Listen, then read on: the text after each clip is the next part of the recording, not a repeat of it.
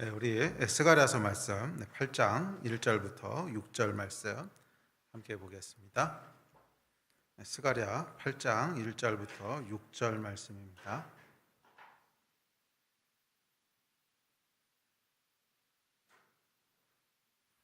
네, 다 찾으셨으면 8장 1절부터 봉독하도록 하겠습니다.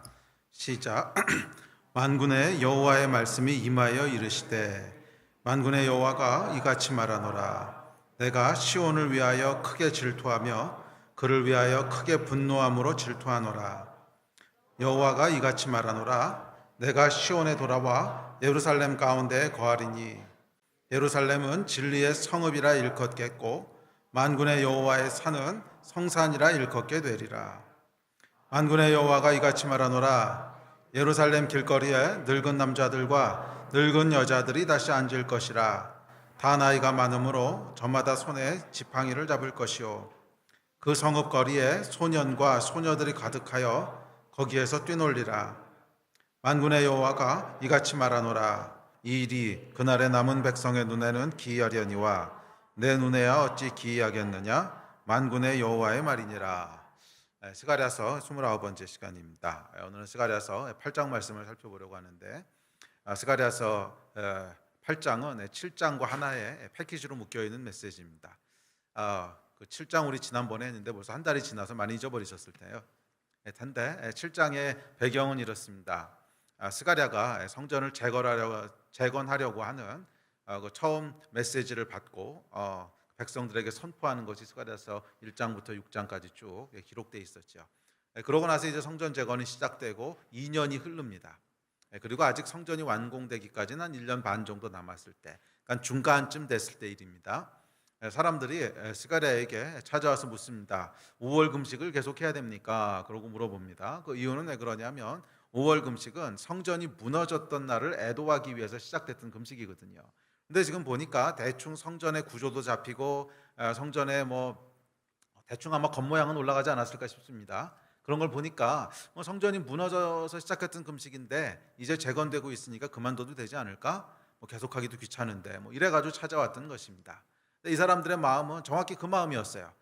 이 성전이 재건되는데 금식 가지고 되겠어? 더 좋은 걸 하나님께 드려야지. 이런 긍정적인 마음이 아니라 이거 지금까지 하느라고 힘들고 귀찮았는데 이제 성전도 완공되는데 그만둬도 되지 않아? 이런 마음을 가지고 찾아왔던 것입니다. 그래서 그 질문에 대한 이런 잘못된 태도에 대해서 하나님께서 질타하시고 대답하셨던 내용이 이제 7장 8장으로 이어지는 메시지입니다. 그래서 7장 8장의 내용은 기본적으로 뭐냐면 하나님의 말씀 앞에 어떤 태도로 대해야 되는가, 또는 하나님의 말씀이라고 하는 건 하나님 앞에라는 뜻이지요. 단순히 말씀을 지식으로 대하는 것이 아니라 하나님 앞에 우리가 어떤 태도로 서야 되는가 하는 이것에 대해서 대답하고 있습니다. 그래서 잘못된 태도로 하나님 앞에 섰을 때 그것이 7장에 나왔던 두 가지 메시지였는데, 하나가 율법이고 하나가 위선이었어요. 율법이라고 하는 건 뭐냐면 미니멈을 하나님께 드리자는 거예요. 안 드리자니 찝찝하고 안 드리자니 벌 받을 것 같고 면피는 해야 될 것 같고, 그러니까 면피할 수 있는 미니멈을 계산해서 드리자, 이게 이제 율법이거든요. 그 태도로 나가는 것 하나님 굉장히 싫어하신다는 거예요. 하나님은 우리를 대하실 때 면피로 대하신 것이 아니라 진심으로 대하셨어요. 정말 우리를 향한 하나님의 마음은 진심이셨어요. 모든 걸 다 쏟아 부을 만큼 진심으로 우리를 대하셨고, 그래서 당신 백성들이 하나님을 대할 때도 이런 진심으로 대하기를 원하세요. 이것저것 계산하고 재고 이렇게 대하신 것이 아니라 정말 하나님 앞에 진심으로 대하기를 원하세요. 또한 사람들 앞에서는 어떻게 하기를 원하세요? 정직하기를 원하세요. 사람들한테 없는 데 있는 척, 사실은 미워하는데 좋아하는 척, 선행을 행하고 이런 위선에 대해서 하나님 굉장히 싫어하세요. 정직하게 나아가라는 거예요. 그래서 이 태도가 잘못되어 있을 때 어떤 심판이 임하는가 하는 것이 7장의 내용이었습니다. 자, 이어지는 8장은 이제 긍정적인 면을 다룹니다. 그렇다면 하나님 앞에 올바로 나아갔을 때는 어떤 결과가 있는가? 축복이 있다는 거예요. 주의 말씀을 대할 때 진심으로 대하고 사람들한테도 정직하게 대하고 정말 성전을 재건하는 마음으로 우리 마음의 성전을 재건하고 또 하나님 앞에 정말 속이지 않는 진정한 마음으로 나아갈 때 거기에는 하나님의 축복이 있다고 하는 것이 8장의 메시지입니다. 그래서 7장과 8장은 동전의 양면을 이야기하는데 심판과 축복입니다. 7장의 메시지는 회개하고 하나님을 찾으며 하나님 중심의 삶을 살라고 도전하는데, 왜냐하면 심판을 피하기 위해서 그래요. 8장의 메시지는 역시 회개하고 하나님을 찾으며 하나님 중심의 삶을 살라고 도전하는데, 왜냐하면 축복을 받기 위해서 그래요. 그래서 우리 삶 가운데는 이 심판과 축복이라고 하는 두 개의 축이 균형을 이루고 있습니다. 사실은 이 두 가지가 다 필요합니다. 우리가 하나님을 두려워하는 마음, 심판을 두려워하는 마음이 있어야 돼요. 그것이 우리 삶의 브레이크가 됩니다. 그러나 동시에 이 하나님의 선하신 축복과 좋으심을 사모하는 마음들이 있어야 돼요. 그게 우리 인생의 악셀레이터가 됩니다. 제가 옛날에도 말씀드렸죠. 사람이요, 그냥 하나님의 축복만을 사모한다고 해서 건강해지는 게 아니에요. 하나님의 축복을 사모하는 마음은 우리로 더 하나님 앞으로 달려가도록 만들고 더 하나님과 가까워지고 싶은 열망들을 주지만, 죄를 멈추게 하는 데는 그렇게 효과적이지 않습니다. 죄가 계속 반복되고 있음에도 우리는 하나님의 축복과 은혜만을 계속 묵상하고 있으면요, 그냥 죄를 그대로 짓게 돼요. 죄를 멈추게 하는 브레이크는 뭐냐면 두려움이에요. 아이쿠, 이러다 큰일 나겠구나. 아이쿠, 하나님이 진노하시는구나. 그 두려움이 있을 때 우리가 죄를 멈추게 됩니다. 그러나 두려움만 있으면 어떻게 돼요? 율법적인 신앙이 되죠. 기쁨이 없고 미니멈만 채우려고 하고 그러니까 죄를 짓는다고 하는 건 미니멈 밑으로 내려간 거거든요. 미니멈을 채우려고 하고 정말 하나님 앞에 하나님이 원하시는 사랑의 반응은 보일 수 없게 됩니다. 이제 두 가지가 균형 있게 갖춰져 있어야 되는데, 그것이 7장, 8장의 메시지입니다. 자, 오늘은 이제 두 번째 8장을 살펴보려고 하는데, 자, 지난번에 심판에 대해서 7장 마지막 절들은 이렇게 얘기합니다. 7장 가장 마지막 절입니다. 8장 넘어오기 직전인데, 자, 우리 같이 한번 읽어봅시다. 시작.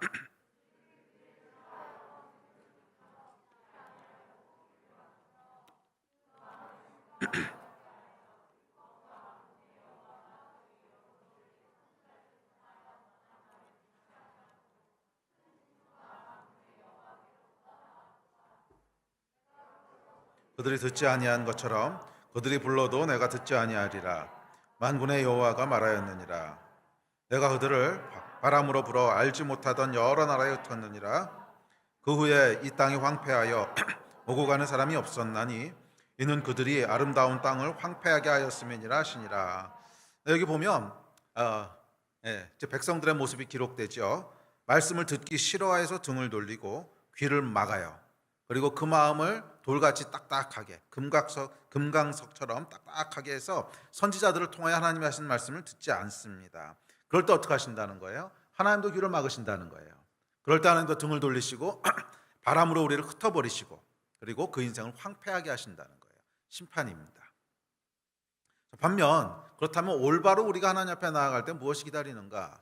올바른 태도와 올바른 마음으로 정말 하나님을 기뻐하고 그 마음에 성전을 준비하고 하나님의 임재를 사모하면서 나아갈 때, 정직하게 나아갈 때 무엇이 기다리는가? 축복이 기다린다는 거예요. 그래서 오늘은 이제 8장 내용을 통해서 축복에 대해 살펴보려고 합니다.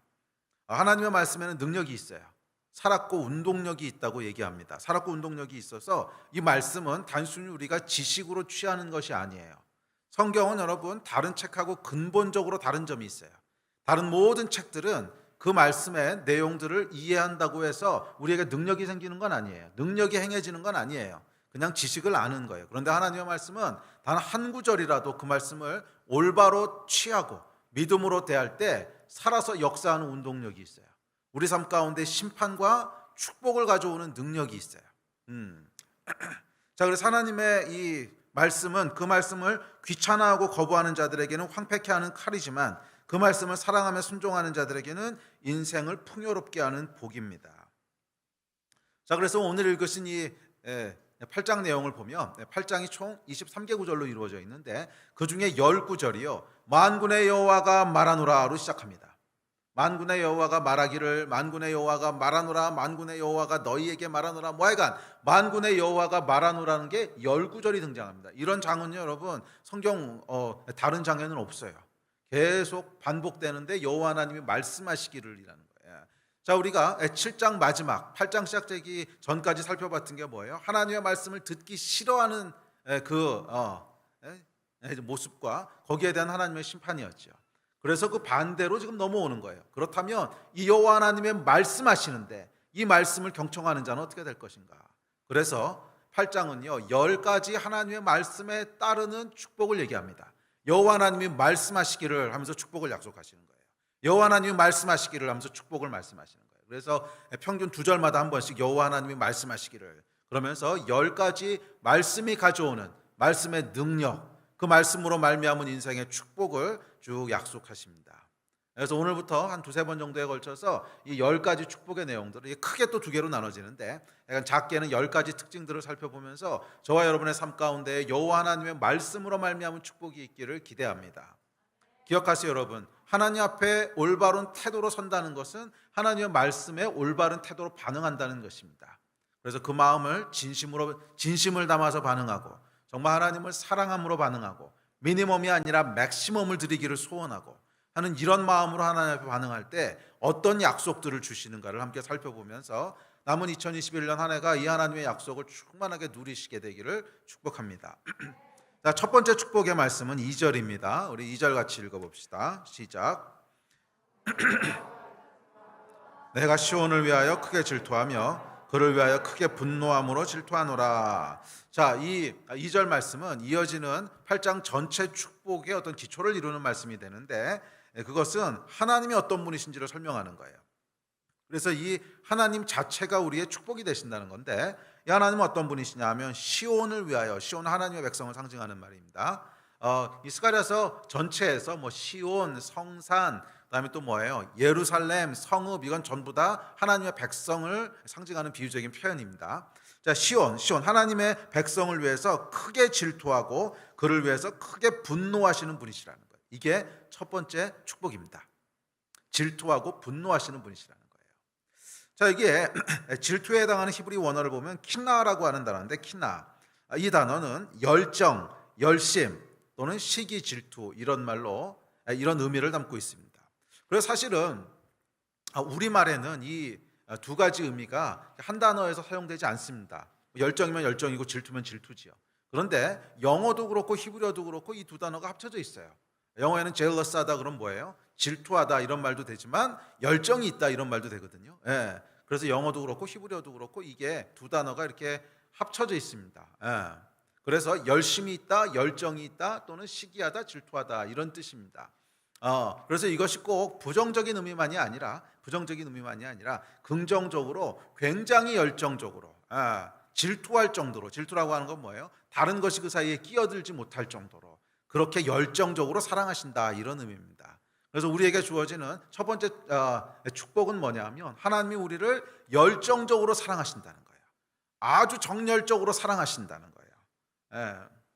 두 번째, 분노에 해당하는 단어는 해마인데, 이것은 문자적으로 열이란 뜻이에요. 열, 뜨겁다 이런 뜻이에요. 그래서 상징적으로 분노, 맹렬함 이런 의미로 사용됩니다.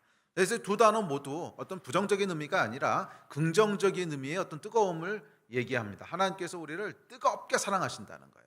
그 사이에 다른 이물질이 끼지 못할 정도로, 하나님과 우리 사이에 방해하는 것이 끼지 못할 정도로, 그것을 허락하지 않으실 정도로 열정적이고 뜨겁게 우리를 사랑하신다는 표현입니다.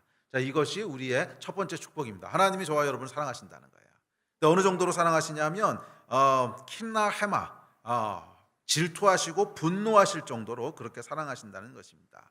그래서 이 불같은 사랑을 성경은 뭐라 그랬냐면 소멸하는 불이다 이렇게 표현을 했어요. 자, 성경 같이 볼까요? 신명기입니다. 시작. 내 하나님 여호와는 소멸하는 불이시오 질투하시는 하나님이시니라. 당신 백성을 향한 하나님의 사랑이 얼마나 강렬한지 다른 모든 이슈를 다 불타서 소멸시켜 버릴 정도로 그렇게 뜨겁게 사랑하신다는 거예요. 그 일전에 제가 그 인터넷에서 어떤 다큐멘터리를 하나 본 적이 있는데, 그게 뭐냐 하면 딸을 잃어버린 아버지 얘기를 다큐멘터리로 이렇게 쭉 만든 거였어요. 그런데 이 딸이 아주 어렸을 때 한 9살, 10살 그 정도 됐던 것 같아요. 초등학교 저학년 때 친구랑 놀다 온다고 공원 갔다 오겠다고 나갔는데 그러고 그냥 없어진 거예요. 그래서 그 이후로 이 아버지의 삶이 완전히 바뀝니다. 완전히 바뀌어서 모든 일상을 스탑을 합니다. 모든 일상을 스탑을 하고 멀쩡히 다니던 직장도 그만두고 사람 만나는 사회생활도 하지 않고 심지어 자지도 않고 먹지도 않고 24시간을 뭐 하냐면 이 딸을 찾으려고 사방을 돌아다니면서 포스터 붙이고 다니고 딸을 이제 본 사람 없냐 그러고 찾아다니고 이런 삶을 시작한 거예요. 이런 삶을 시작해서 이 딸을 찾겠다는 일념 하나로 사방을 뛰어다닙니다. 일상의 다른 모든 이슈들이 그야말로 뭐예요? 소멸되어 버렸어요. 일상의 다른 모든 이슈들이 소멸되어 버렸어요. 그리고 30년 가까이 지났습니다. 그러니까 그게 벌써 이제 80년대 얘기라는 거예요. 벌써 오래전에 30년 전에 일어났던 얘기입니다. 30년이 흘렀는데 지금도 이 아버지는요 여전히 딸을 찾아서 온 인생을 쏟아붓고 있었어요. 그 사이에 어머니는 이제 화병 들어서 돌아가시고 그리고 이 아버지는 지금 뭐 하고 있나 봤더니 폐지를 주워서 살고 있어요. 근데 그걸 왜 그렇게 했냐 했더니 정상적으로 일상 직장을 소화할 수 없어서 그런 것도 있지만 사방에 돌아다닐 수 있으니까. 그래서 구루마 끌고 돌아다니면서 딸이 어디 있는지 이거 이제 붙이고 다니고 뭐 사람들한테 물어보고 다니고 그러느라고 폐지를 주어서 생계를 유지하면서 여전히 일상의 모든 시간을 딸을 찾는 일에 쏟아붓고 있었습니다. 참 가슴 아픈 일이죠. 참 가슴 아픈 일인데, 근데 저는 이 모습을 보면서 소멸하는 불 같은 사랑이라는 게 저런 거구나 하는 그런 그 사실이 마음에 와닿았어요. 성경이 사랑은 소멸하는 불이다라고 얘기했을 때 저런 거구나 하는 것을 보게 됐습니다. 일상을요 다 소멸시켜 버린 거예요. 30년 아니라 300년이 지나도 포기할 수 없는 거예요. 30년 아니라 300년이 지나도 다른 생각을 할 여유가 없는 거예요.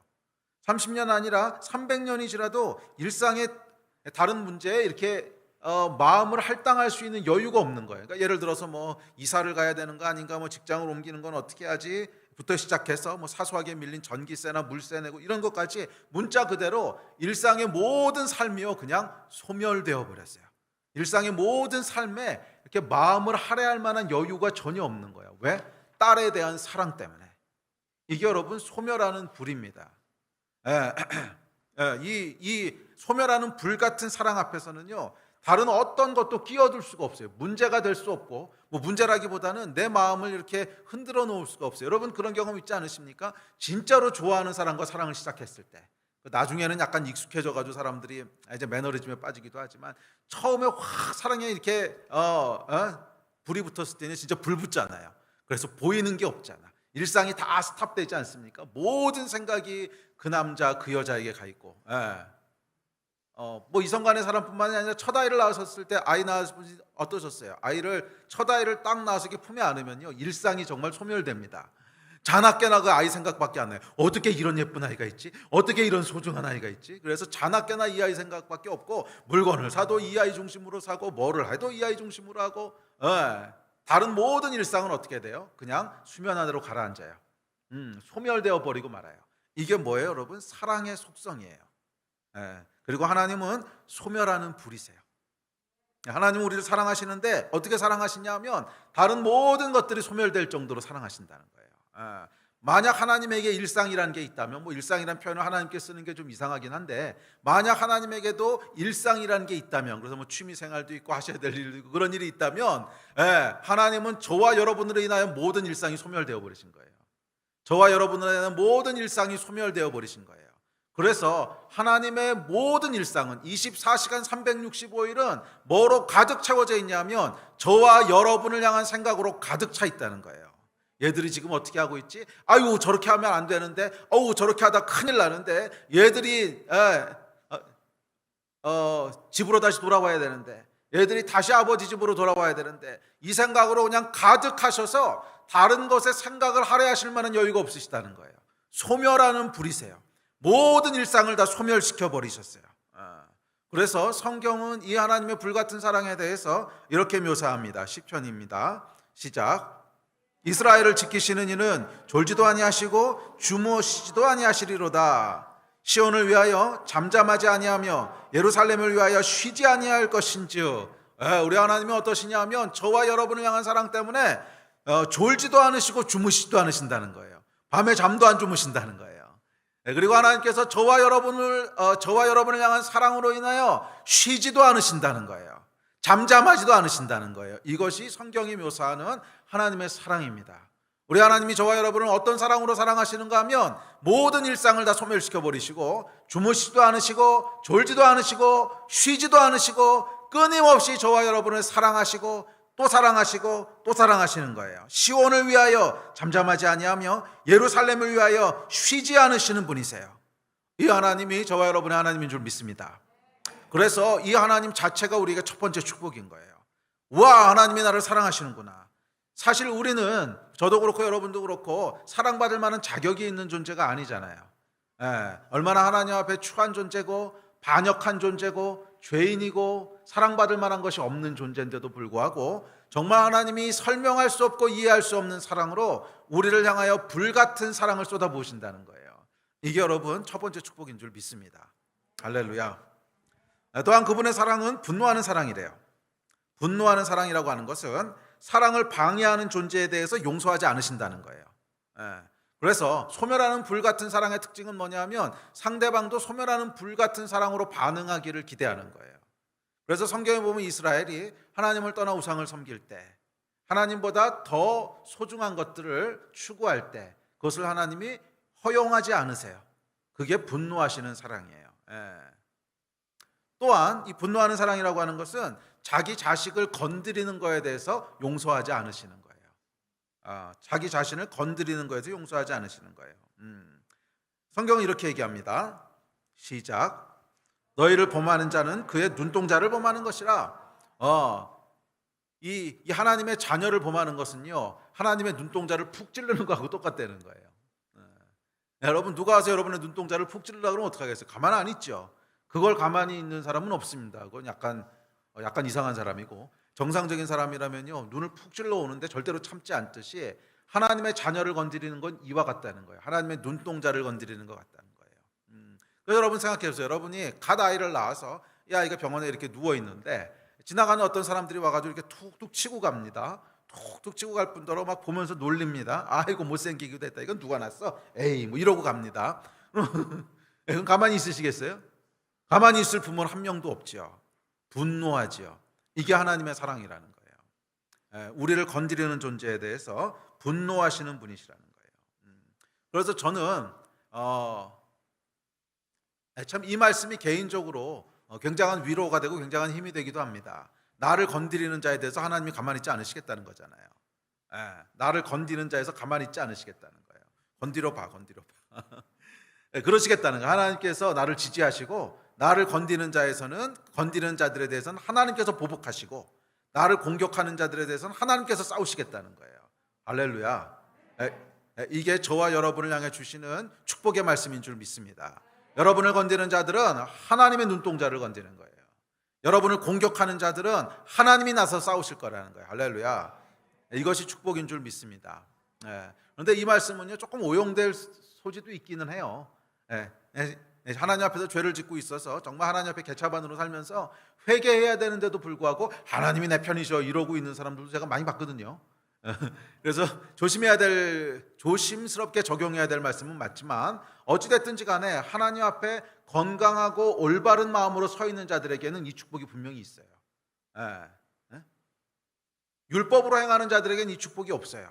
미니멈으로 하나님 앞에 행하려고 하는 자들, 두려움과 율법으로 행하려고 하는 자들은요, 아니 내가 하나님 앞에 지금 미안한 마음이 있고 내가 하나님을 두려워하는 마음이 있는데 하나님이 내 편이 돼서 싸우셔? 이런 생각을 할 여유가 없어요. 물론 하나님은 그렇게 하실 수 있지만 내가 그것을 누리지 못해요.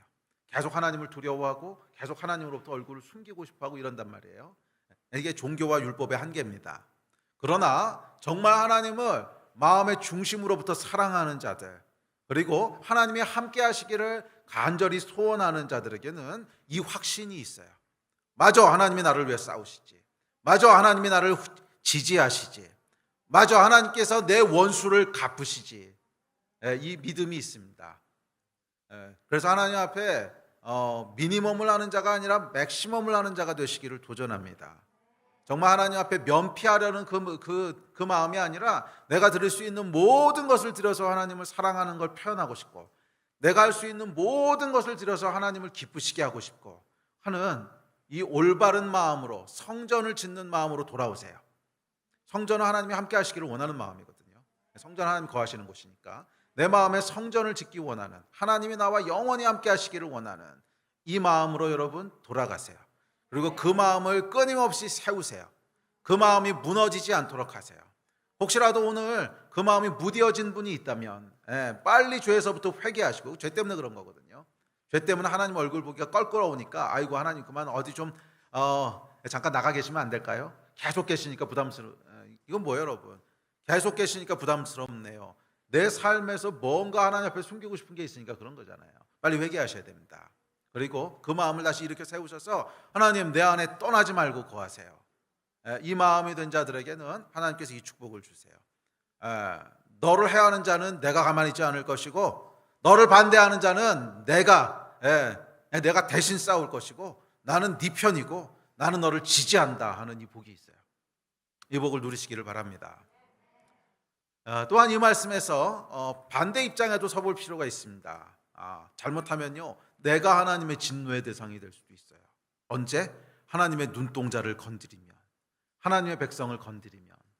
그래서 저는 개인적으로 하나님의 백성에 대해서 비판하거나 비난하거나 부정적으로 얘기하거나 하는 것에 대해서는 굉장히 조심합니다.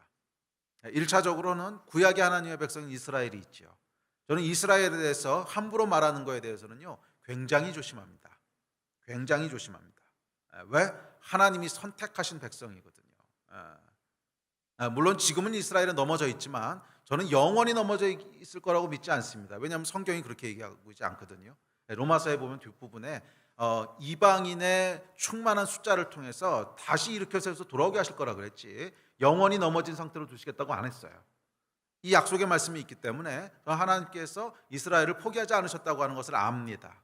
이건 추측이 아니고 성경에서 얘기하고 있는 진리예요. 그러니까 뭐예요? 지금은 잠깐 넘어져 있을 줄 몰라도 이스라엘은 하나님이 선택하신 백성이라는 거예요.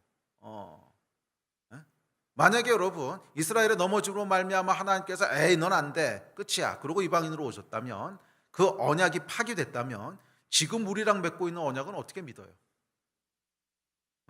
그것도 언제든지 파기하실 수 있다는 거잖아. 그래서 여러분 이스라엘을 향해서 언약을 파기하지 않으시는 하나님은 우리를 향해서도 영원한 사랑을 포기하지 않으시는 하나님이란 뜻이에요. 그래서 저는 개인적으로 하여간 이스라엘에 대해서 뭔가 하여간 비판적으로 얘기하고 하는 것에 대해서 굉장히 조심스러워요. 성경은 이렇게 얘기합니다. 시작. 예루살렘을 사랑하는 자들이여 그 성읍과 함께 기뻐하라. 다 그 성읍과 함께 즐거워하라. 그 성을 위하여 슬퍼하는 자들이여 다 그 성의 기쁨으로 말미암아 그 성과 함께 기뻐하라. 너희가 젖을 빠는 것 같이 그 위로하는 품에서 만족하겠고 젖을 넉넉히 빤 것 같이 그 영광의 풍성함으로 말미암아 즐거워하리라. 예루살렘을 위하여 평안을 구하라. 예루살렘을 사랑하는 자는 형통하리로다. 이 약속을 여러분 믿으십니까? 예루살렘을 사랑하는 자는 형통하리로다. 아멘. 예루살렘을 사랑하는 자들이여 그 성읍과 함께 기뻐하고 그 성읍과 함께 즐거워하라. 이게 하나님의 마음이라는 거예요. 그래서 하나님이 사랑하시는 하나님의 백성 그 자녀를 함께 기뻐하고 함께 즐거워하는 자, 그를 사랑하는 자는 하나님께서 축복하신다는 거예요. 반대로 내 백성을 넘어뜨리고 내 백성을 조롱하고 내 백성을 치는 자들은 하나님이 치신다는 거예요. 이 원리를 여러분 잘 기억하셔야 됩니다. 그래서 하나님이 사랑하시는 자를 대적하지 마세요. 특별히 구약의 이스라엘 백성에 대해서 함부로 말하지 마세요. 저는 물론 이스라엘이 잘못한 것까지 맹목적으로 지지하라는 뜻은 아닙니다. 잘못한 건 잘못한 거죠. 분별력 있게 말을 해야 되지만 그럼에도 말할 때 두 가지 그 길이 있어요.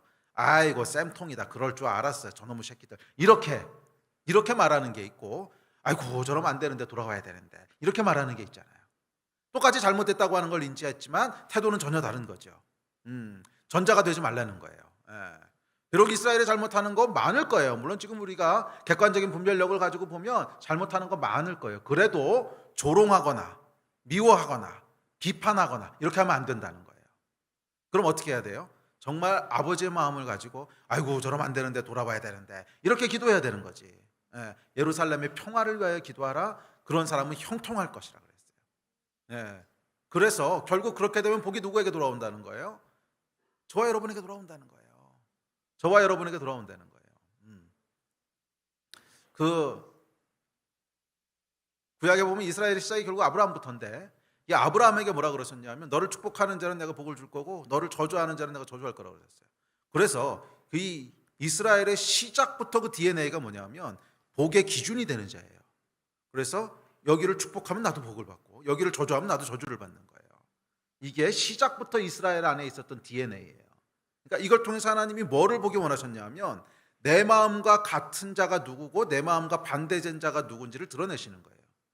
그러니까 하나님께서는 이스라엘을 보실 때, 그 백성을 보실 때 포기하지 않는 사랑, 소멸하는 불 같은 사랑, 분노하는 사랑으로 지금 붙잡고 계시거든요.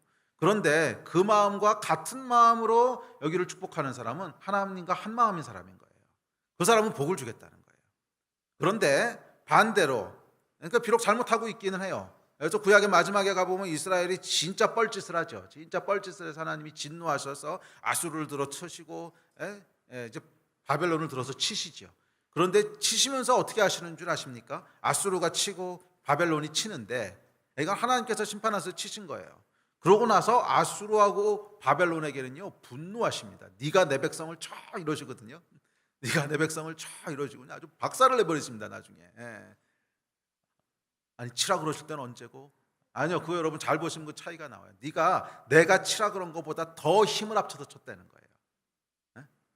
내가 치라 그런 것보다 더 큰 진노와 분노를 가지고 쳤다는 거예요. 그거 하나님께서 싫어하신다는 거예요. 그래서 저는 하나님의 백성을 심판하는 도구로 쓰임 받고 싶지 않아요.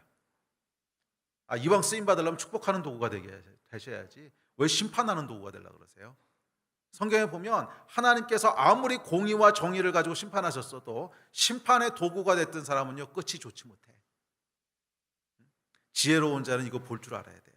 심판의 도구가 됐던 자는요 결국 끝이 좋지 못해요. 왜냐하면 사람은 심판하다 보면 마음이 날카로워지고요. 그래서 하나님이 하라고 그러셨던 공의의 마음을 지나쳐서 진노와 분노와 비판과 조롱과 이런 게 껴들거든요. 조심하십시오, 여러분. 그렇게 함부로 얘기하면 안 돼요. 특별히 이스라엘에 대해서 얘기할 때 정말 애정을 가지고 말씀하시기 바랍니다. 그래야 저와 여러분이 복을 누릴 수 있어요. 형통해요. 자, 그런데 이것은 구약의 이스라엘에만 해당되는 얘기가 아니라 오늘날 하나님의 백성에게도 똑같이 적용되는 말입니다. 저와 여러분에게도 똑같이 적용되는 말이에요. 하나님의 백성을 대적하는 자는 결국 심판을 받게 될 것이고 하나님의 백성을 축복하는 자는 축복을 받게 될 거라는 거예요. 그래서 여러분 조심하십시오. 그래서 옛날 분들 중에 이제 그런 말씀하시는 권사님들 많이 있으셨어요. 뭐라 그러냐면 아유 주의 종을 함부로 비판하지 마, 천벌받아, 이런 얘기들 많이 하셨거든요. 주의 종을 비판하지 마, 천벌받아, 이런 얘기들 많이 하셨는데 저는 그 말씀이 적어도 50%는 맞는 말이라고 생각합니다. 근데 그분들이 말씀하실 때 이제 주의 종이라고 하는 건 주로 이제 목사님들이죠. 주로 목사님들, 뭐 전도사님들, 선교사님들 이런 분들인데 그분들 대적하지 마, 천벌받아, 이렇게 말씀하셨거든요. 근데 저는 여기서 반은 맞고 반은 틀렸다고 생각하는데 반 틀린 건 뭐냐면 주의 종들만 그런 게 아니고 모든 하나님의 백성이 다 똑같다는 거예요. 누구든지 하나님의 백성을 대적하고 비판하고 공격하지 말라는 거예요. 왜냐하면 천벌받는다고. 그게 영적인 원리예요. 그래서 저뿐만이 아니라 여러분도 마찬가지라는 거예요. 물론 뭐 저도 한 사람, 하나님의 백성의 한 사람이니까 저를 공격하고 비난하고 미워하면 결국 여러분들이 그 대가를 치르시는 거예요. 여러분도 마찬가지입니다. 여러분 뭐 주변에 있는 셀리더가 있는데 셀리더를 내가 시기하고 미워하고 계속 질투하고 그러면 결국 누가 그 대가를 치르는 거예요? 내가 치르는 거예요. 또 셀리더가 아니라 옆에 있는 친구가 있어요. 교회에 있는 성도, 뭐 형제자매가 있어요. 그런데 그 자매를 계속 비판하고 삐딱하게 생각하고 조롱하고 공격하면 누가 대가를 치른다는 거예요? 내가 대가를 치른다는 거예요. 그래서 여러분, 이 하나님의 속성은 진노하시는 분이세요. 진노의 대상이 되지 말도록 하세요. 이 진노의 대상은 하나님의 눈을 찌르는 거예요. 하나님의 백성을 비판하고 공격하는 거예요. 그렇게 하면 결국 그 대가를 여러분이 치르게 돼요. 반대로 하나님의 백성을 축복하고 지지하면 어떻게 돼요? 여러분이 형통하게 되는 거예요. 이 영적인 원리를 누리시기 바랍니다. 그래서 실제로 저는 그런 예를 참 많이 봐요. 이 담임 목사가 있죠, 어느 교회에. 담임 목사가 있으면 결국 그 목사를 미워하거나 비판하잖아요. 그러면 결국 누가 손해를 봐요? 그 교회가 손해를 봐요. 그것은 비단 뭐 담임 목사에게만 해당하는 얘기는 아니지만 아까도 얘기했듯이, 근데 어쨌거나 그런 모습이 제일 잘 드러날 수 있는 어떤 시츄에이션이잖아요. 이제 목사가 있는데 그 목사가 하는 얘기가 뭔가 마음에 안 들어. 물론 목사도 사람이기 때문에 죄를 질 수도 있어요. 그러면 그 죄에 대해서 아까 얘기했듯이 안타까워하는 마음으로 바로 잡아줘야 되는 거지. 그거를 조롱하고 미워하고 비판하고 죽이려고 그러고 이거랑은 다른 얘기잖아요. 정말 안타까운 마음으로 살려주려고 하는 것과 미워하고 비판하고 조롱하고 죽이려고 그러고 이건 완전히 다른 얘기죠. 그런데 이렇게 미워하고 비판하고 뭐 이런 식으로 반응을 하잖아요. 그러면 결국 누가 손해를 보냐면 그 사람이 손해를 봐요. 결국 그 사람이 손해를 봐요. 뭐 그럴 수밖에 없지 않겠습니까? 아니 담임 목사에 대해서 지금 계속 비판하고 공격을 하고 있는데 거기에 어떻게 영적인 영적인 메시지들이 흘러 들어가겠어요? 마음이 계속 딱딱해질 텐데. 그래서 뭐 죄를 진 경우에는 우리가 물론 그 죄에 대해서 명확하게 분별을 하고 또 죄를 처리하는 과정을 밟아가야 되겠지만 연약해서 그런 거 있죠. 좀 능력이 좀 안 되고 설교가 좀 어눌하고 뭐 그런 거 있잖아요. 그런 거는 여러분 절대로 비판하시면 안 돼요. 그건 어떻게 하셔야 돼요? 지지해 주시고 격려해 주시고 축복해 주셔야 돼요. 그럴 때 누구한테 복이 있어요? 그 사람에게 복이 있어요. 이게 영적인 원리예요. 근데 아까도 말씀드렸지만 이것은 비단 담임 목사에게만 해당되는 얘기는 물론 아닙니다. 모든 사람에게 똑같이 해당하는 얘기예요. 뭐 셀리더에 대해서도 마찬가지고 또 여러분 위에 있는 집사에 대해서도 마찬가지고 부모님에 대해서도 마찬가지고 또는 형제 자매에 대해서도 마찬가지예요. 거기에서 비판하고 공격하고 삐딱하고 조롱하고 그런 사람은 결국 하나님의 진노의 대상이 돼요. 그런 어리석은 사람들 되지 마시고요. 하나님의 축복의 대상이 되시기 바랍니다. 아멘. 자, 어찌되었던 스가랴서 8장이 이야기하는 첫 번째 특징은 하나님이 우리를 사랑하신다는 거예요. 소멸하는 불처럼 질투하고 분노하실 정도로 그렇게 사랑하신다는 거예요. 아멘. 자, 두 번째 축복입니다. 두 번째 축복. 하나님의 성전을 재건하고 하나님 중심으로 살아가는 자들이 누리는 두 번째 축복은 3절입니다. 3절 같이 읽겠습니다. 시작.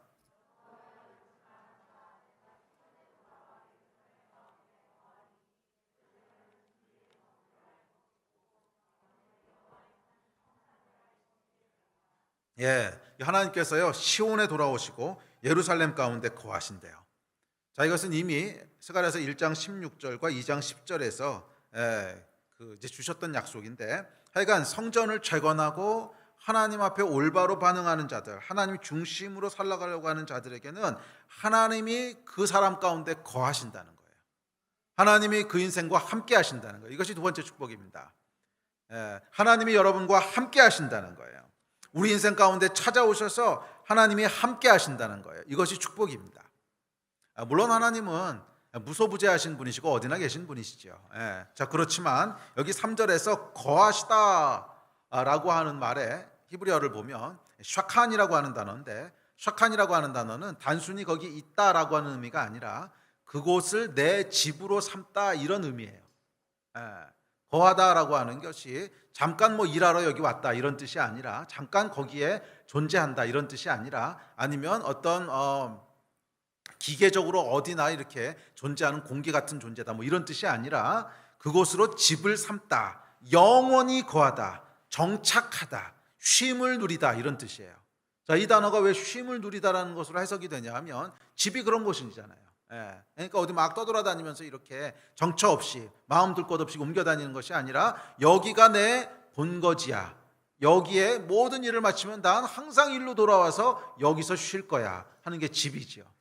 그래서 이 샤칸이라고 하는 단어에는 쉼을 누리다는 뜻이 같이 들어가 있어요. 영원히 거하다, 집으로 삼다, 쉼을 누리다 이런 뜻이라는 거예요. 다시 말해서 하나님께서 예루살렘에 돌아오시고 시온에 다시 돌아오셔서 거하신다고 하는 것은 뭐냐 하면 우리와 함께 하시기를 기뻐하신다는 거예요. 우리와 함께 하시기를 즐거워하신다는 거예요. 그래서 영원히 우리를 떠나지 않으시기로 결정하셨다는 거예요. 저와 여러분 안에서 쉼을 누리시기로 결정하셨다는 거예요. 이것이 축복입니다. 그리고 여러분, 이것이 성전 재건의 진짜 목적 아니었습니까?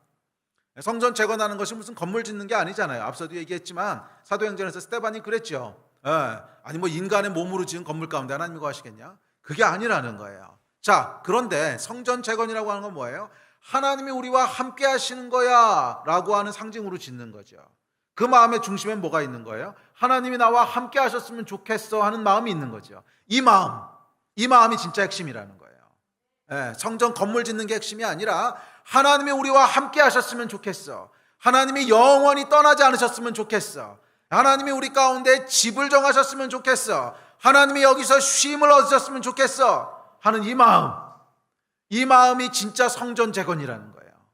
그래서 스가랴 선지자가 도전하고 있는 것도 똑같아요. 건물을 지금 재건하는 문제가 아니라 너희 안에 있는 성전을 재건하는 문제. 우리 안에 하나님이 나와 함께 하셨으면 좋겠다고 하는 이 열망, 하나님이 나와 영원히 함께 하셨으면 좋겠다고 하는 이 소망, 그 마음들을 세우라는 거예요. 혹시라도 여러분 안에 이 마음이 무너져 있는 분이 있다면 오늘 다시 세우시기를 축복합니다. 혹시라도 죄로 인하여 무너져 있는 마음들이 있다면 오늘 다시 회개하고 세우시기를 축복합니다.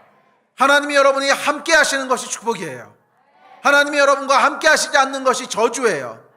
저주의 어둠에 처하지 마시고 축복에 처하는 여러분 되시기를 도전합니다. 하나님이 여러분과 함께 하시기를 소원하세요. 그 마음을 놓치지 마세요. 그 마음을 무너뜨리지 마세요. 하나님, 나와 함께 하여 주십시오. 영원히 나와 동행하여 주십시오. 떠나지 말아 주십시오. 내 안에 샤칸하여 주십시오. 이게 여러분 성전을 세우는 거예요. 아멘. 성전을 세우신 여러분 되시기를 주의 이름으로 축복합니다. 자, 그리고 하나님께서 이렇게 샤칸하실 때 어떤 일이 벌어집니까? 사람들이 예루살렘을 향하여 진리의 성읍이라 일컫게 되고 만군의 여호와의 산은 성산이라 일컫게 된대요. 수근수근거리기 시작한다는 거예요. 좋은 의미로. 여러분의 인생에 하나님이 함께 하시기 시작하면 주변 사람들이 좋은 의미로 수근수근 되기 시작할 거예요. 저건 뭐지? 이상한데 뭔가 있는데, 이런 얘기들이 들리기 시작한다는 거예요. 저거 뭔가 분명히 있는데 이상하다. 분명히 저렇게 되지 않을 거라고 생각했는데 왜 저렇게 되지?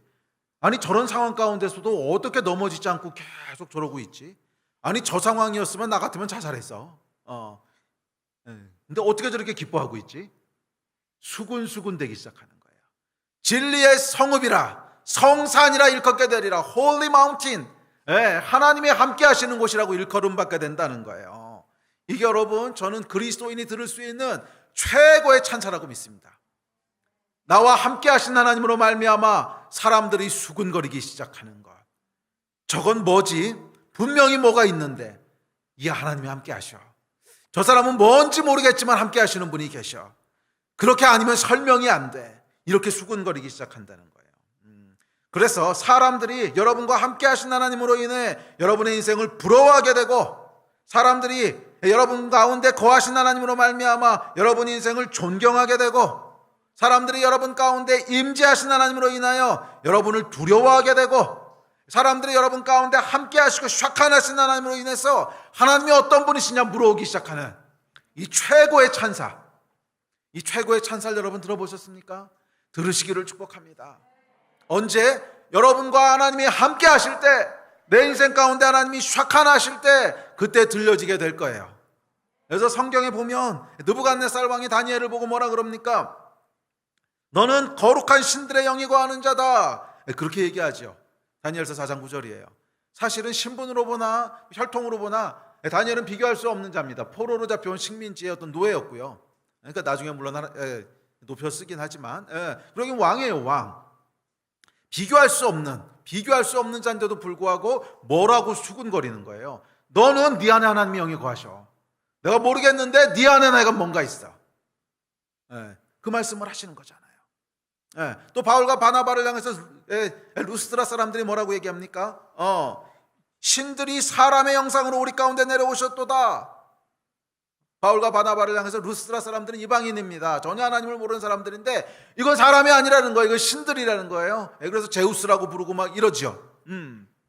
자, 이게 뭐예요? 주변 사람들이 여러분 인생에 대해서 수군거리기 시작하는 거예요. 저 사람 인생에는 뭔가 있어. 이해도 안 되고 설명할 수도 없지만 하여간 하나님이 함께 하셔. 이것이 여러분 최고의 찬사인 줄 믿습니다. 그래서 저 사람은 함부로 대하면 안 돼. 그래서 여러분을 존경하기 시작하고, 여러분을 높이기 시작하고, 또 좋은 의미로 두려워하기 시작하는 이 찬사. 저는 여러분들이 이 찬사를 듣게 되기를 축복합니다. 그것은 여러분들이 무엇인가 찬사 들을 만한 행동을 하려고 노력하는 게 아니에요. 그럼 포인트가 잘못된 거예요. 포인트는 내 안에 하나님이 거하여 주십시오, 이거예요. 하나님 나와 함께 하여 주십시오. 나를 축복하여 주십시오. 이 열망이 있을 때 결국 이런 수군거림들이, 이런 찬사들이 여러분에게 주어지게 될 것이고, 그것이 저는 모든 그리스도인들이 받을 수 있는 최고의 찬사라고 믿습니다. 세 번째 축복은 4절과 5절입니다. 우리 4절 5절 같이 읽읍시다. 시작. 만군의 여호와가 이같이 말하노라. 예루살렘 길거리에 늙은 남자들과 늙은 여자들이 다시 앉을 것이라. 다 나이가 많으므로 저마다 손에 지팡이를 잡을 것이요 그 성읍 거리에 소년과 소녀들이 가득하여 거리에서 뛰놀리라. 자, 이것은 하나님이 함께 하실 때 일반적으로 나타나는 현상이 있는데, 그건 뭐냐면 풍성해지는 거예요. 그 인생이 풍요로워지는 거예요. 자, 예루살렘에 하나님이 돌아오시고 그 성읍에 하나님이 거하시기 시작하자 어떤 일이 일어납니까? 늙은 남자와 늙은 여자들이 많아지기 시작했어요. 이 이야기는 뭐냐면 평화의 기간이 길게 있었다는 뜻입니다. 이 고대 사회에는 여러분, 이 평화가 깨지고 전쟁이 일어나잖아요. 그러면 일단 전쟁에 나갈 수 있는 남자들이 죽습니다. 이건 젊은 남자부터 약간 중장년층까지 해당되겠죠. 그 사람들이 죽고요, 여자들은 잡혀갑니다. 그래서 그 전쟁이 한번 일어나고 나서 한 10년 정도, 20년 정도 지나고 나면요, 늙은이들이 없는 거예요. 왜? 늙은이들이 돼야 될 사람이 그 전에 다 죽은 거야, 전쟁으로. 이해가 되세요? 예, 뭐 전쟁 때 늙은이들이 바로 죽지는 않을 수 있어도 전쟁이 일어나고 한 10년 정도 지나서 위에 있던 노인들, 전쟁할 수 없는 사람들이 자연사하고 나면 그 다음에 올라와야 될 사람들이 있는데 전쟁으로 다 죽어 없어지는 거예요. 예, 뭐 죽어서 없어지고 잡혀가서 없어지고 이렇게 되는 거죠. 그래서 평화가 유지되지 않으면 늙은이들이 있을 수가 없어요. 늙은 남자와 늙은 여자가 있을 수가 없어요. 그런데 지금 예루살렘 성읍에 늙은 남자와 늙은 여자들이 나와서 앉아 있다라고 하는 뜻은 뭐냐면 평화가 오랫동안 지속됐고 장수했다는 거예요. 자, 이것이 하나님이 주시는 축복입니다. 하나님이 우리 가운데 거하실 때 주시는 축복이에요. 또한 어린아이가 가득 뛰놀았다 하는 건 무슨 이야기냐면 이 어린아이가 상징하는 것은 번영입니다. 현대 사회에서 자녀는 그냥 자녀지만 이 당시의 자녀는요, 지금 자녀 플러스 알파예요. 자녀에는 모든 축복과 번영의 의미 다 함축되어 있었어요. 자녀가 곧 이 사람의 힘이었고, 자녀가 이 사람의 파워고, 고대 사회나 약간 사람 숫자가 파워니까, 그것이 군사력이고, 그것이 재산이고, 그런 사회였단 말이에요. 그래서 자녀가 많다라고 하는 건 뭐냐 하면 삶의 모든 영역이 번영했다 이런 뜻이에요. 풍성했다 이런 뜻이에요. 또 이 아이들이 뛰놀았다라고 하는 말은 뭐냐면 활기찼다는 거예요. 그냥 이렇게 침체되어 있고 침울하고 우울하고 이런 게 아니라 그 안에 활기와 기쁨이 충만했다는 거예요. 자, 이 번영과 활기와 또 축복과 평화가 하나님이 주시는 축복인 줄 믿습니다. 자, 그런데 저는 개인적으로 목사로서 말이에요. 그럼 정말 예수 믿으면, 제대로 믿으면 삶의 모든 부분이 번영하고 풍성해집니까? 물질도 풍성해지고 장수하고 병도 안 걸리고 그렇습니까? 그렇게 얘기해 줄 수 있으면 참 좋겠는데 찔려요, 그렇게 얘기하려면. 왜냐하면 안 그런 경우를 내가 많이 봤거든요. 무슨 얘기냐 하면 정말 신실하고 정말 하나님 앞에 깨끗한 양심을 가지고 성실하게 사는데 재정 때문에 엄청 어려운 사람도 제가 봤고요. 또 정말 하나님 앞에 완전히 헌신되어 있고 정말 깨끗한 양심으로 하나님을 섬기고 기뻐하고 사랑하는데도 아주 젊어서 암으로 소천하는 경우도 봤고요. 그래서 제가 목사로서 말이에요. 뭐 예수 믿으십시오. 만사가 형통할 겁니다. 만사가 번영할 겁니다. 이렇게 얘기하면 좀 사기치는 것 같은 마음이 드는 거예요. 왜? 안 그런 일들을 봤거든요. 사기칠 수는 없고, 물론 어떤 사람들은 하나님께서 그렇게 신실하게 하나님을 믿을 때 뭐 물질적인 번영도 누리게 하시는 사람이 있어요. 또 삶을 정말 풍성하게 해주시는 것도 있어요. 그렇지만 모든 사람이 그렇다라고는 목사의 양심상 얘기 못하겠어요. 왜냐면 목회하면서 보니까 안 그런 경우들이 있거든. 그리고 만약 그렇게 얘기한다면 지금 암으로 고생하시거나 이런 분들은 뭔가 문제가 있다는 거잖아요. 성경은 뭐라 그랬냐면 안진뱅이도 그렇고 장님에 대해서 그렇고 그 사람의 죄 때문이 아니라 그러셨거든요, 예수님이. 사람들은 다 이게 그 사람의 죄입니까? 아니면 부모의 죄입니까? 이렇게 물어봤는데 아니라 그러셨어요, 예수님께서는. 그 사람의 죄 문제가 아니라는 거예요. 이해가 되세요? 그래서 오늘날 우리가 재정적인 어려움을 겪는다든지 아니면 건강의 어려움을 겪는다든지 하는 것이 그 사람의 믿음과 신앙의 문제는 아니라는 거예요. 꼭 그렇진 않다는 거예요. 그래서 저는 목사의 양심상 사기칠 수는 없어요. 예수 믿으면 다 잘 될 거다? 꼭 그렇지 않을 수 있습니다. 그게 마음에 안 드시면 할 수 없어요. 그냥 가세요. 근데 사실이 그래요. 그런데 한 가지는 분명해요. 외적으로 우리가 이런 걸 누릴 수 없을 수는 있을지 몰라도 내적으로 주시는 풍성함은 항상 있어요. 항상 있어요. 제가 한 번의 예외도 없이 목격했던 것들은 뭐냐면, 정말 하나님 앞에 신실한 믿음을 가지고 있던 사람들은요, 아무리 큰 재정적인 어려움을 통과할지라도, 아무리 어려운 투병 생활을 할지라도 그 가운데 활력과 평화와 기쁨을 잃어버린 적이 없더라는 거예요. 그거는 제가 공통적으로 봤어요. 그래서 예수를 믿으면 외적인 모든 번영을 누립니까? 아니에요. 전 그렇게 얘기 못 하겠어요. 뭐 그럴 수도 있어요, 하나님이 주시려면. 그런데 모두 다 그렇다고 얘기는 못 하겠어요. 그러나 예수를 정말 제대로 믿으면 우리 안에 누구도 빼앗아갈 수 없는 평강과 기쁨과 감사와 이 풍성함이 우리 안에 있습니까? 예, 아멘. 그건 제가 여러분들에게 감히 얘기할 수 있어요. 제가 지금까지 목회하고 신앙생활하면서 이거는 한 번의 예외도 없이 똑같았어요. 아무리 어려운 상황을 지나갈지라도, 외적으로는 아무리 힘든 상황을 통과할지라도 그 안에 꺼뜨릴 수 없는 불 같은 게 있고요, 꺼뜨릴 수 없는 소망이 있고, 기쁨이 있고, 감사가 있고, 평화가 있고. 할렐루야. 이게 여러분 하나님이 주시는 약속인 줄 믿습니다. 우리 하나님께서 시온에 돌아오셔서 예루살렘에 거하실 때, 우리 안에 하나님이 거처를 삼으시고 우리 안에 거하실 때, 우리는 비록 이 땅에서는 모든 것을 누릴 수 있지는 못할지 몰라도 우리 안에 영원히 빼앗아갈 수 없는 하나님께서 주시는 평강과 평화와 번영과 기쁨과 감사가 충만할 거예요. 이게 우리 하나님이 주시는 복인 줄 믿습니다. 이 복을 누리시는 여러분들이 되시기를 주의 이름으로 축복하고 또 축복합니다. 마지막으로 네 번째 6절입니다. 우리 예배팀 나오십시오. 자, 6절 같이 읽읍시다. 시작. 만군의 여호와가 이같이 말하노라. 이 일이 그날에 남은 백성의 눈에는 기이하려니와 내 눈에야 어찌 기이하겠느냐. 만군의 여호와의 말이니라. 자, 성전을 세우는 자, 하나님을 그 마음의 중심에 모신 자들이 누리는 축복이 사람들의 눈에는 뭐예요? 기이하게 보인다는 거예요. 사람들의 눈에는 기이하게 보인다는 거예요. 자, 기이하다는 말의 원어적 의미를 보면 경이롭다, 달성하기 너무 어렵다, 기적이다, 이런 뜻이에요. 그러니까 기이하다라고 하는 게 무슨 뜻이냐면, 저거는 도저히 불가능한 일인데, 저거는 달성할 수 없는 일인데, 그런 일을 기이하다 그러는 거예요. 그래서 그 일이 일어나면 아이고 그건 기적이야, 이렇게 사람들이 말하는 그것이 기이한 거예요. 자, 하나님이 함께 하실 때 우리에게 주시는 축복은 뭐냐면, 주변 사람들이 볼 때 기이하다라고 얘기한다는 거예요.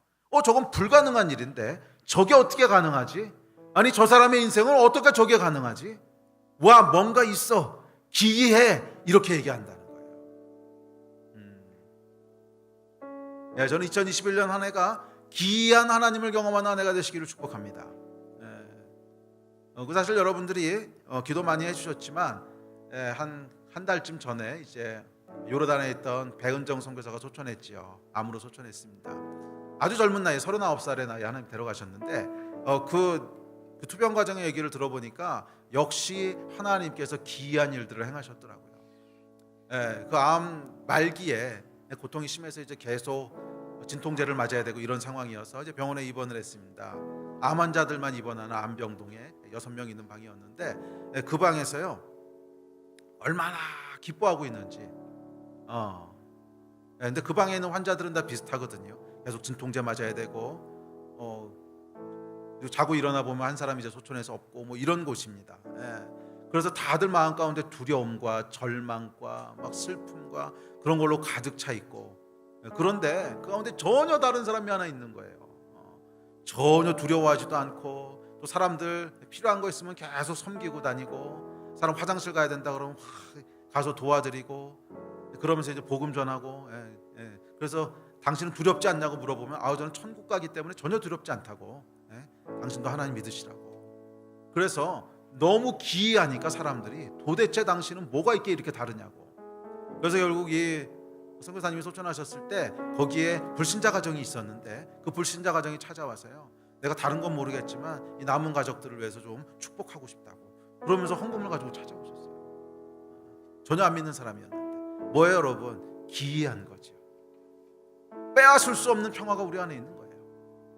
사람들이 이해할 수 없는 평화가 있는 거예요. 사람들이 설명할 수 없는 기쁨이 있는 거예요. 하나님이 함께 하시기 때문에 이 기이한 일, 이 기이한 역사를 여러분 경험하시게 되시기를 주의 이름으로 축복합니다. 저는 2021년 한 해가 기이한 한 해가 됐으면 좋겠어요. 근데 2021년 얘기하려다 보니까 절반이 이미 지났네요. 이제 벌써 6월달이 됐는데 그럼에도 불구하고 여러분, 전 이 메시지가 굉장히 예언적인 의미가 있는 것 같아요. 저희가 올해를 시작할 때 이제 스가랴서 메시지를 가지고 시작을 했습니다. 성전을 재건하고 여호와 하나님 중심으로 살라고 하는 도전으로 시작을 했는데 지금 절반이 지나갔습니다. 그리고 스가랴서 7장 8장도 절반이 지나갔을 때 주어진 메시지예요. 처음 스가랴가 던졌던 메시지로부터 절반이 지나갔을 때 다시 리마인드하는 메시지였어요. 오늘 이 메시지를 우리가 대하면서 우리 안에 다시 한번 하나님의 성전을 향한 마음들이 세워졌으면 좋겠어요. 그리고 올해를 향한 2021년을 향한 기대들이 다시 부어졌으면 좋겠어요. 하나님, 2021년 한 해가 기이한 하나님을 경험하는 해가 되게 하여 주십시오. 사람들이 기이하다 일컫는 해가 되게 하여 주십시오. 이해할 수 없고 다 설명할 수 없지만 네 삶에는 하나님이 함께 하시는 것 같아 라고 하는 기이한 수군거림이 들리는 해가 되게 하여 주시고 기이한 찬사가 들리는 해가 되게 하여 주십시오. 이 마음을 가지고 여러분 한 해를 마저 달려갔으면 좋겠습니다. 혹시라도 여러분 안에 꺾어졌던 마음들이 있다면, 기대가 사그러든 것들이 있다면, 아이고 벌써 한 해 살아보니까 이미 글렀어, 이런 마음들이 있다면 다시 한번 마음을 세웁시다. 다시 한번 우리의 마음을 세웁시다. 예, 하나님, 다시 한번 내 마음의 성전을 일으켜 세웁니다. 2021년 한 해가 기이한 한 해가 될 것입니다. 기이한 하나님을 만나는 한 해가 될 것입니다. 이 마음을 가지고 주님 앞에 나갔으면 좋겠습니다. 아멘. 같이 일어나셔서 좀 기도하고 예배합시다.